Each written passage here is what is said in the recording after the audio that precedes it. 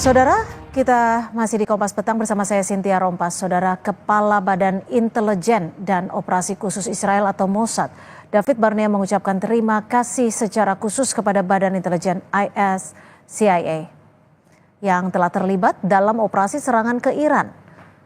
Barnea juga menambahkan intelijen Israel akan terus mengawasi proyek nuklir Iran di tengah berlangsungnya gencatan senjata yang telah disepakati dua negara.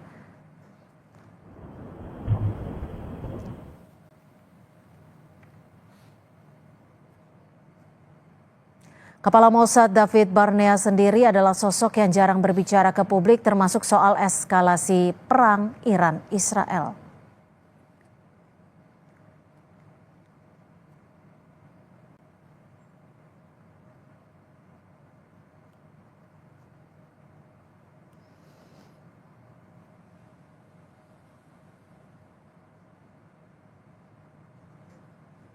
אני רוצה להביע הערכה וגם הוקרה לשותף שלנו המרכזי, ה-CIA, על הפעילות המשותפת, על המבצעים שבאו לידי ביטוי, וגם לראש ה-CIA, שתמך במוסד בהבאת ההחלטות הנכונות, שבסופו של דבר אפשרו את המבצע הזה. אנחנו נמשיך לפקוח 7 עיניים על כל הפרויקטים שיש באיראן, שאותם אנחנו מכירים בצורה המעמיקה ביותר.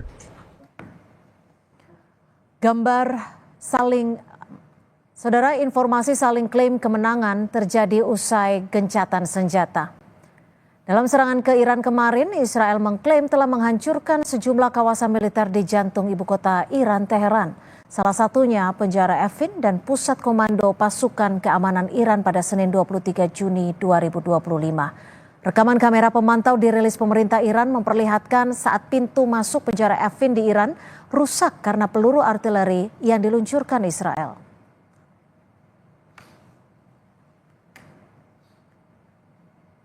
Dalam perang selama 12 hari, serangan Israel dan Amerika Serikat ke Iran menghancurkan 3 fasilitas nuklir Iran yang berada di Natanz, Isfahan, dan Arak. Israel juga merusak infrastruktur pertahanan udara di dekat Teheran dan peluncur rudal Iran.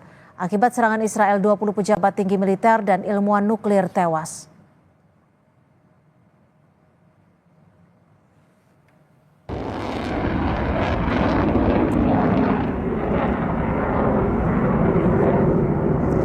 Sementara dalam serangan melawan Israel kemarin, Iran mengklaim telah meluncurkan sejumlah serangan yang menghancurkan kawasan permukiman Israel di Tel Aviv dan Haifa.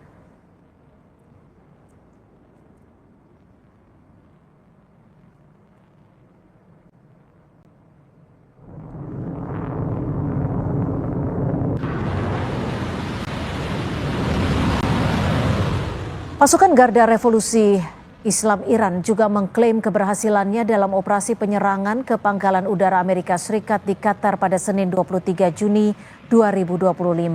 Garda Revolusi Iran menyatakan serangan rudal ini sebagai balasan dari serangan Amerika yang merusak 3 situs nuklir di Iran.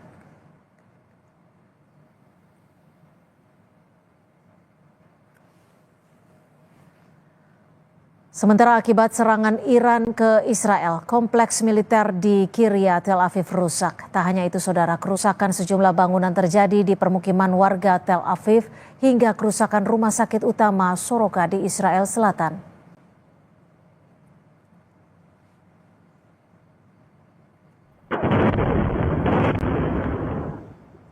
Perdana Menteri Israel Benjamin Netanyahu mengklaim kemenangan dalam perang selama 12 hari melawan Iran. Netanyahu mengklaim telah menghancurkan 3 fasilitas nuklir Iran di Natanz, Isfahan, dan Arak. Netanyahu pun berterima kasih kepada Presiden Trump karena telah membantu Israel menyerang Iran. Netanyahu juga mengancam jika ada yang Iran ingin memperbaiki sejumlah fasilitas nuklirnya, Israel akan melanjutkan serangan. המרכזי בנתנז, את מתקן המרת האורניום באספהאן ואת מתקן המים הכבדים בערק. ידידנו הנשיא טראמפ התגייס באופן חסר תקדים לצידנו. בהנחייתו, צבא ארצות הברית השמיד את אתר העשרה במעמקי האדמה בפורדו. תקפנו עוד עשרות מתקנים של תוכנית הגרעין האיראנית כולל מעבדות ומפעלי ייצור של צנטריפוגות. ואם מישהו באיראן ינסה לשקם את הפרויקט הזה, נפעל באותה נחישות, באותה עוצמה, לגדוע כל ניסיון כזה. אני שב ואומר, לאיראן לא יהיה נשק גרעיני. Presiden Iran Masoud Pezeshkian memuji upaya yang dilakukan pasukan militer dan warga Iran atas keberanian mereka selama perang melawan Israel. Presiden Iran menegaskan serangan yang dilancarkan Iran ke Israel sebagai respon untuk mempertahankan kedaulatan Iran.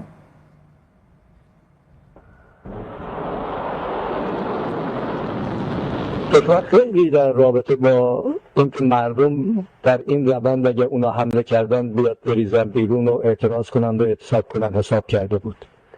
خب تصور نمی‌کردن یه چنین اتفاقی نیفته.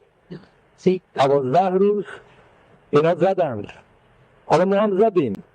ولی مهمتر از همه اینا این بود که مردم همه یک صدا ایستادند، از ایران ما، از تمامیت ارضی ما و از کشور دفاع کردن، در صورتی که تمام تلاش‌ها رو این سرویس‌های اطلاعاتی و بیگانه داشتن می‌کردن که در نقاط مختلف کشور ما یه آشوبی راه بندازن و بعد سوار این آشوب بشن. Presiden Amerika Serikat Donald Trump mengatakan akan melakukan pertemuan dengan perwakilan Iran pekan depan. Trump mengaku akan ada penandatanganan perjanjian yang melibatkan dua negara. Trump juga menyinggung peluang kesepakatan perjanjian nuklir yang melibatkan Iran dan Amerika. Menurutnya perjanjian itu tidak diperlukan pihak Amerika saat ini. Look, we're going to talk to them next week with Iran. We may sign an agreement. I don't know. To me, I don't think it's that necessary. I mean, they had a war, they fought. Now they're going back to their world. I don't care if I have an agreement or not. The only thing we'd be asking for is what we were asking for before about we want no nuclear, but we destroyed the nuclear. In other words, it's destroyed. I said Iran will not have nuclear. Well, we blew it up. It's blown up to kingdom come, and so I don't feel very strongly about it. If we got a document, wouldn't be bad. We're going to meet with them, actually. We're going to meet with them. Israel dan Iran sama-sama mengklaim kemenangan dalam perang 12 hari. Sementara Presiden Amerika Serikat Donald Trump menyebut akan bertemu Iran dan tidak menutup kemungkinan untuk membicarakan sejumlah perjanjian. Lantas sampai kapankah gencatan senjata ini berhasil membuat kedua negara tidak lagi berperang? Dan apa arti klaim kemenangan antar negara ini? Kita bahas bersama mantan Duta Besar Indonesia untuk Iran. Sudah ada Mas Dian Wirengjurit. Selamat sore Mas Dian. Selamat sore Mbak Cynthia. Ya Mas Dian, Selamat sore pemirsa. Selamat sore Mas Dian, terima kasih untuk waktunya. Ada klaim tiap negara Iran dan juga Israel saling menang dalam perang ini. Apa sebenarnya yang bisa dibaca dari klaim kemenangan Iran dan Israel ini? Terima kasih Mbak Cynthia. Begini, kalau kita dengar kata klaim itu semua negara yang terlibat perang pasti pada tahap tertentu akan saling mengklaim, bukan hal yang aneh. Tapi dalam konteks perang Iran dan Israel ini mari kita lihat yang kasat mata sajalah. Ya kan? Katanya 3 fasilitas nuklir Iran diserang hancur. Tapi kalau dilihat dari data-data saja kok tidak ada radiasi gitu loh ya yang keluar. Sementara kecelakaan di Fukushima Jepang karena bencana alam, terus kemudian Chernobyl karena kebocoran akibat kesalahan manusia, itu semua kadarnya hanya 3,67% uranium yang diperkaya. Okay. Tapi radiasinya sudah bisa menimbulkan banyak korban dan kota itu ditutup gitu loh. Yang katanya 3 situs nuklir ini pertama tidak ada radiasi. Kalau kemudian dibilang katanya hancur, ya pasti terganggu programnya. Tapi dunia pasti tahu dong bahwa situs nuklir Iran itu tidak hanya di 3 tempat gitu loh. Tersebar di berapa banyak yang katanya utama menurut versi barat itu ada 7. Tapi Mas Dian, 3 katanya. Ya, kalau kita lihat dari klaim kemenangan antara Iran sama-sama klaim menang, apakah ini ada kaitannya untuk memberikan citra kekuatan masing-masing negara ataupun legitimasi politik ya? Saya akan ke situ. Dari klaim fisik saja yang saya katakan, itu tidak masuk akal kalau Israel serta-merta menyatakan menang. Apalagi kalau kita lihat, kalau 1 lawan 1 anak-anak muda bilang apple to apple, Israel juga rusaknya parah kok, ya kan? Semua, ya bukan semua, instalasi militer dan pusat-pusat militer mereka juga terkena sasaran kok. Tapi kok bisa mengklaim menang, tanpa Amerika tidak akan bisa Israel bilang menang. Karena dibantu Amerika saja mungkin karena jelas lebih besar, tidak apple to apple. Ya kemenangan Israel sama Amerika buat saya tidak ada artinya. Tapi yang pasti ini Mbak Cynthia, orang juga tahu kok Iran dikeroyok. Apple to apple Israel sudah tidak ada artinya. Secara fisik dibantu oleh Amerika, mereka klaim menang. Padahal kalau mau jujur, secara politik dunia pasti memahami dan sekarang banyak masyarakat dunia yang justru pro Iran. Hal ini merupakan kemenangan politik yang luar biasa buat Iran dan tidak mudah buat Amerika mengembalikan citranya yang sudah terlihat pengecut dengan mengeroyok Iran. Mas Dian, ini kan saat ini gencatan senjata sedang dilakukan. Ada 12 hari perang. Lalu apa yang bisa dibaca dari gencatan senjata ini? Apakah ini hanya jeda taktis sementara atau bisa berlangsung untuk selamanya perdamaian ini? Kalau dibilang untuk selamanya, Mbak Cynthia, masih terlalu dini ya. Kita lihat lagi-lagi kenyataan. Berapa kali gencatan senjata di Gaza itu diingkari oleh Israel dengan terus menyerang. Beberapa kata-kata Benjamin Netanyahu, Perdana Menteri Israel dan Presiden Amerika Donald Trump itu menurut saya tidak bisa dipercaya kok. Ketika dia bilang katanya tim perunding Amerika dan Israel dan Iran lagi berunding, totalnya Israel 3 hari kemudian menyerang.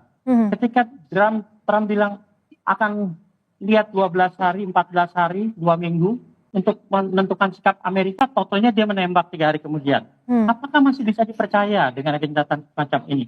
Buat saya, gencatan semacam ini jelas sementara, jelas merupakan jeda, tapi jedanya buat saya taktis karena masing-masing sekarang. Oke, apakah Anda ingin menyatakan bahwa gencatan senjata ini betul yang dikhawatirkan oleh banyak orang adalah persiapan untuk perang selanjutnya? Kalau dibilang ke arah seperti itu ada benarnya, saya bisa memahami. Tapi kalau melihatnya dengan cara lain, saya cuma mau melihat ini masing-masing sedang mengevaluasi diri ya, sedang berkaca diri.